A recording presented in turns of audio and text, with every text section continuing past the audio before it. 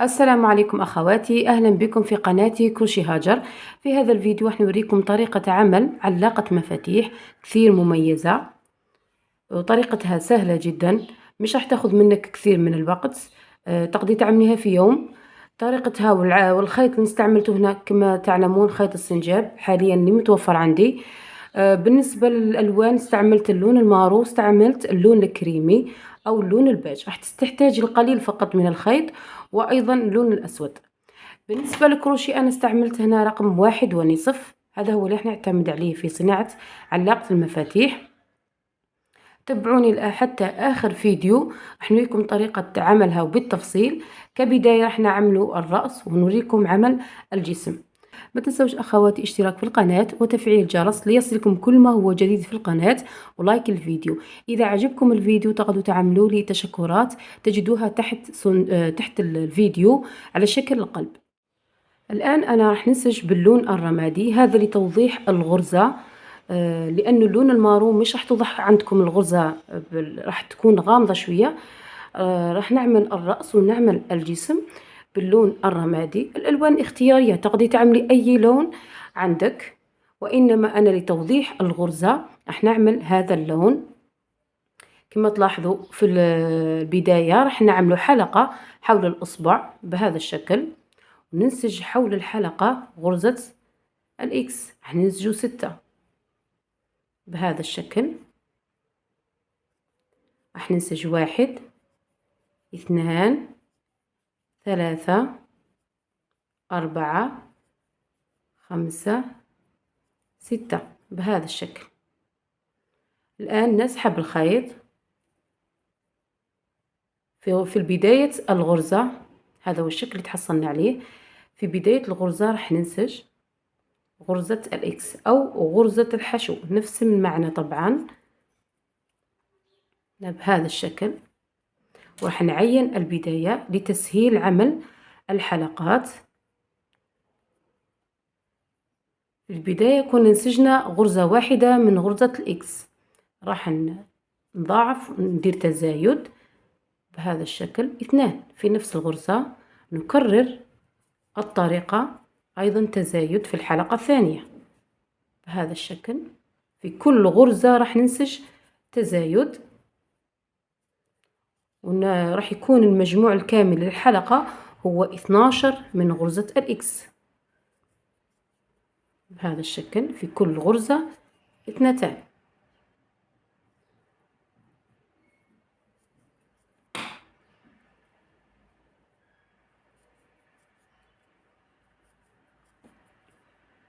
بهذا الشكل.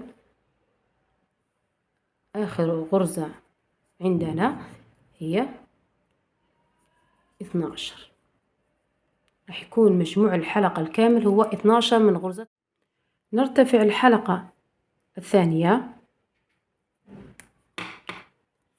ننسج غرزة الإكس، نعين البداية. في هذه الغرزة راح ننسج غرزة واحدة في هذه الحلقة، عفوا راح ننسج غرزة واحدة من غرزة الإكس. في الغرزة الموالية ننسج تزايد بهذا الشكل.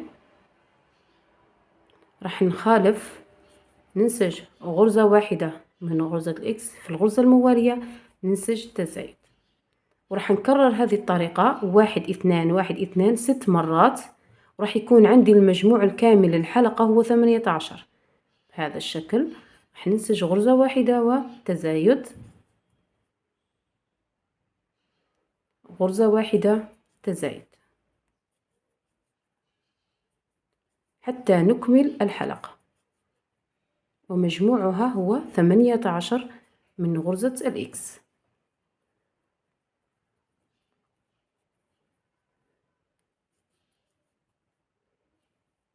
غرزتين بهذا الشكل. الآن نرتفع، عندنا حتى الحلقة 4.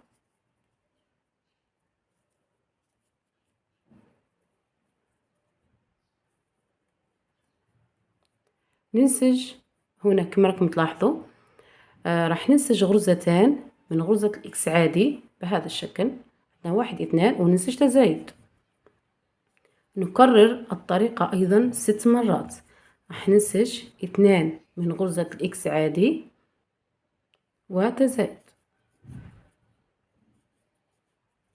راح نكرر هذه الطريقة 6 مرات، وراح يكون عندي المجموع الكامل للحلقة هو 24 من غرزة الإكس على كامل الحلقة. بعد ما كملنا الحلقة 4 كان المجموع الكامل هو 24 من غرزة الإكس. نرتفع إلى الحلقة 5، ننسج 3 من غرزة الإكس عادي. هنا هذه تعتبر غرزة واحدة 2 3 بهذا الشكل. الآن ننسج تزايد.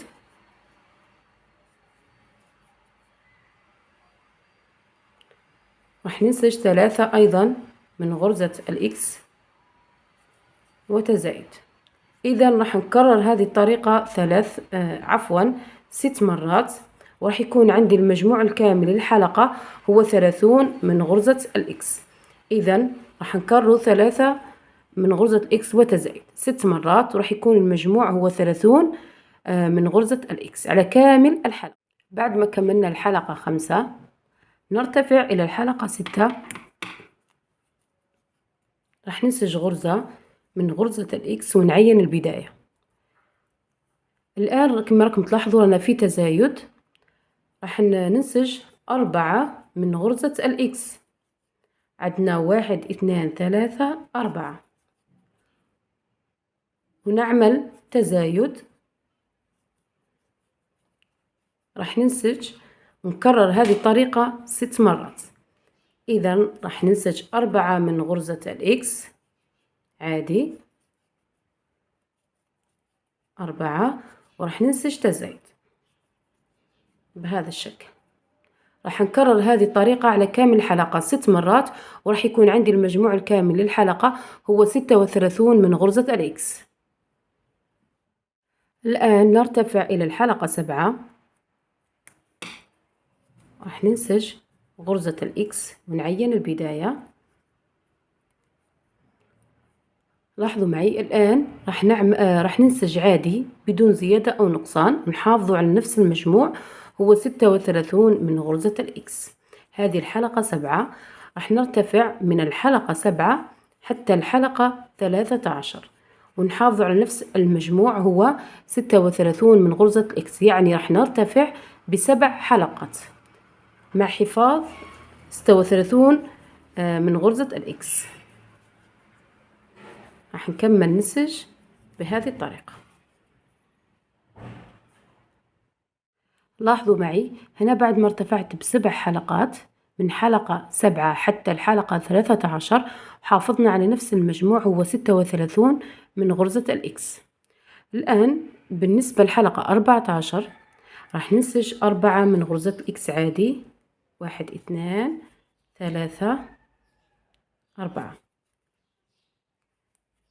هنا راح نقلص العمل تاعي ونعمل تناقص بهذا الشكل.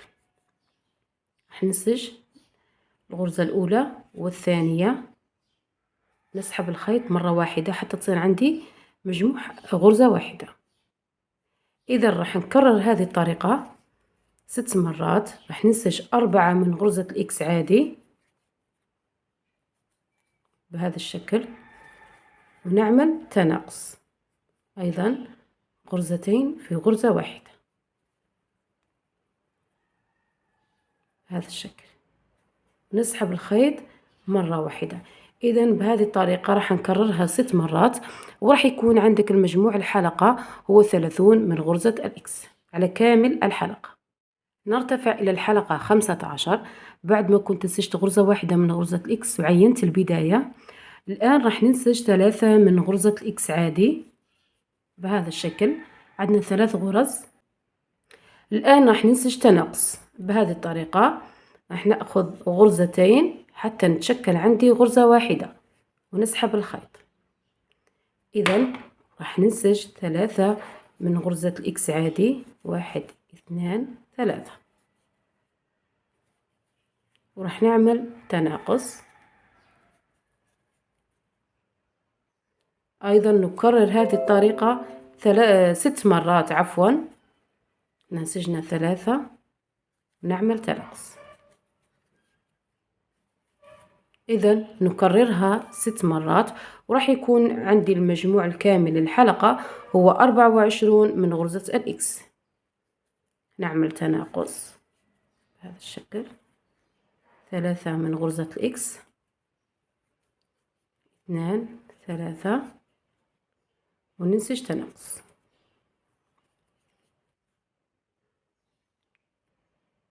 راح ننسج 3 من غرزة الإكس عادي،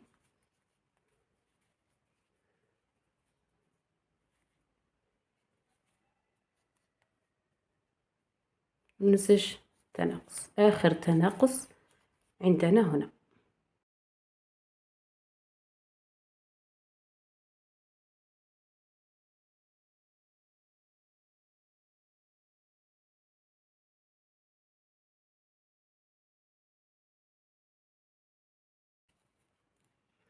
هنا بالنسبة للحلقة 16 هنا بعد ما نسجنا غرزة واحدة من غرزة الإكس وعينت البداية، الآن راح ننسج 2 من غرزة الإكس عادي بهذه الطريقة ونعمل تناقص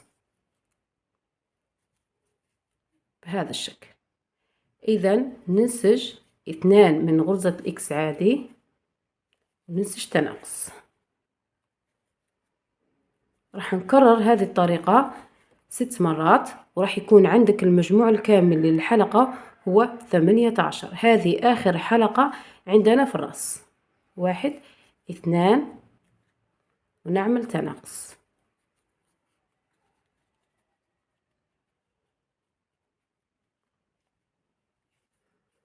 1 2 وننسج تناقص.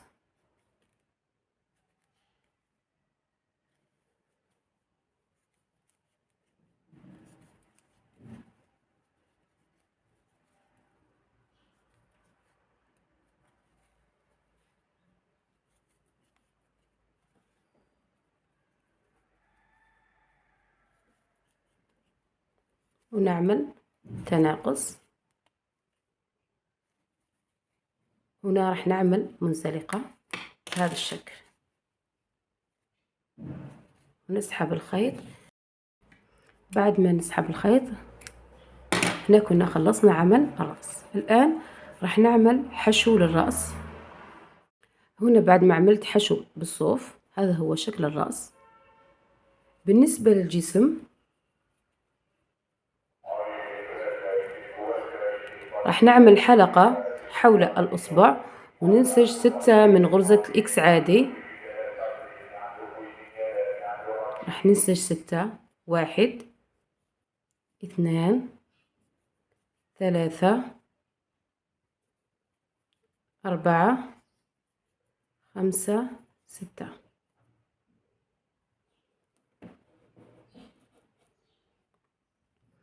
الآن كما راكم تلاحظوا هنا راح نسحب الخيط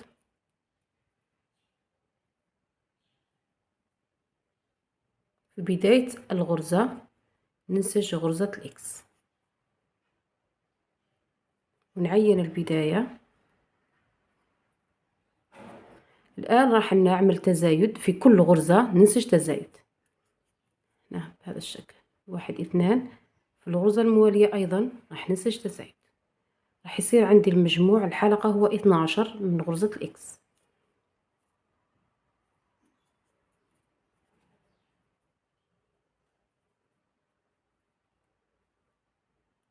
في نفس الوقت راح ننسج حول الخيط المتبقي أيضا تزايد.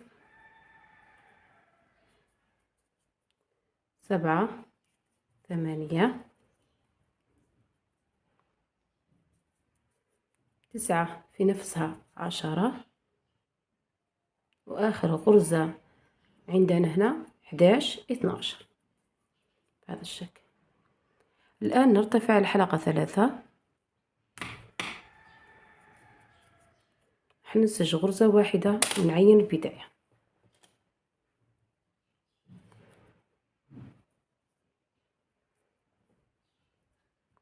راح ننسج غرزة واحدة من غرزة الإكس وننسج تزايد.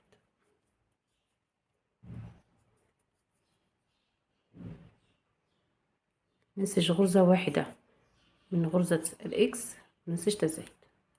بهذه الطريقة راح نكررها 6 مرات، وراح يكون عندي المجموع الكامل للحلقة هو 18. بهذه الطريقة على كامل الحلقة. نرتفع إلى الحلقة 4 وننسج 2 من غرزة الإكس عادي بهذا الشكل، وننسج تزايد.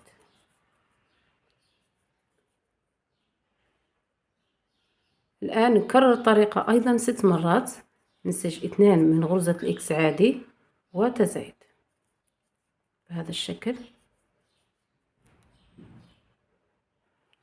وراح يكون عندي المجموع الكامل هو 24 من غرزة الإكس على كامل الحلقة. راح نكررها 6 مرات. نرتفع إلى الحلقة 5. هنا كنت نسجت غرزة واحدة وعينت البداية. الآن لاحظوا معي البنات راح ننسج 7 من غرزة الإكس عادي، 2 3 4 5 6 7. لاحظوا معي هنا كنت نسجت 7 من غرزة الإكس.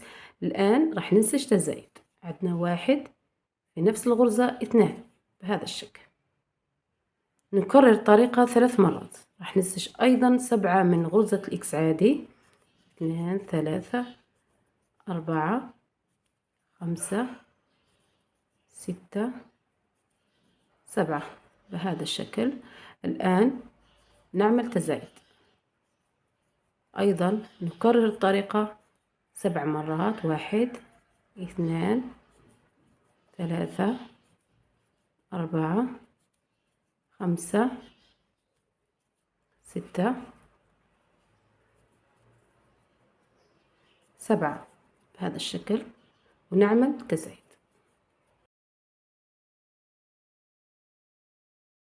راح يكون عندك مجموع الحلقة 5 هو 27 من غرزة الإكس. نرتفع الآن إلى الحلقة 6. راح ننسج غرزة واحدة من غرزة الإكس ونعين البداية. لاحظوا معي هنا في هذه الحلقة 6 راح ننسج عادي بدون زيادة أو نقصان، وراح نحافظ على نفس المجموع هو 27 من غرزة الإكس. هنا راح نرتفع من حلقة 6 حتى الحلقة 9. راح نرتفع ب4 حلقات، وراح نحافظ على نفس المجموع هو 27 من غرزة الإكس. لاحظوا بعد ما ارتفعنا ب4 حلقات من حلقة 6 حتى الحلقة 9 وحافظنا على نفس المجموع هو 27 من غرزة الإكس. الآن نرتفع إلى الحلقة 10. هنا بعد ما كنت نسجت غرزة واحدة من غرزة الإكس وعينت البداية، راح ننسج 7 من غرزة الإكس عادي. هنا 1 2 3 4 5 6 7 بهذا الشكل. الآن راح نعمل تناقص، نأخذ غرزتين بهذا الشكل ننسجهم حتى تصبح غرزة واحدة. إذا راح نكرر الطريقة 3 مرات. راح ننسج 7 من غرزة الإكس عادي، 2 3 4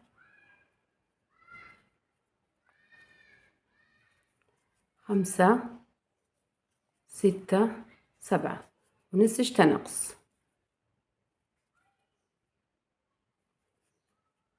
راح ننسج 7 من غرزة الإكس عادي، 2 3 4 5 6 7 ونعمل تناقص بهذا الشكل. راح يكون عندك المجموع الكامل للحلقة هو 24 من غرزة الإكس.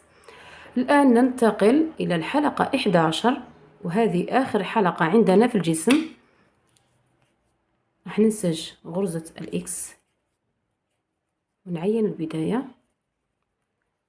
هنا راح ننسج 2 من غرزة الإكس عادي، عندنا 1 2 وراح ننسج تناقص بهذا الشكل. نسحب الخيط مرة واحدة. إذا راح نكرر هذه الطريقة 6 مرات، يعني راح ننسج 2 من غرزة الإكس وتناقص بهذه الطريقة، 2 من غرزة الإكس وتنقص.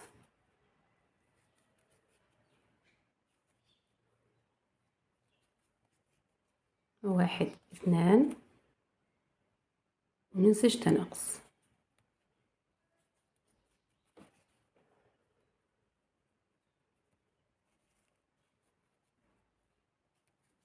2 من غرزة الإكس وتناقص.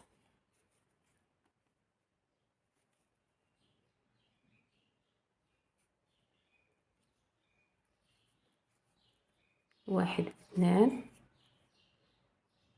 آخر غرزة عندنا هي ننسج بها تناقص، وراح يكون عندي المجموع الكامل للحلقة هو 18.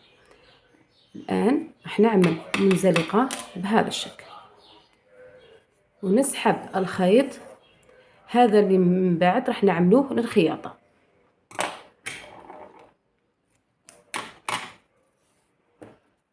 هذا هو شكل الجسم. أنا كنت عملت حشو بالصوف للجسم، بعد ما كنا عملنا الرأس والجسم خرجونا بهذا الشكل.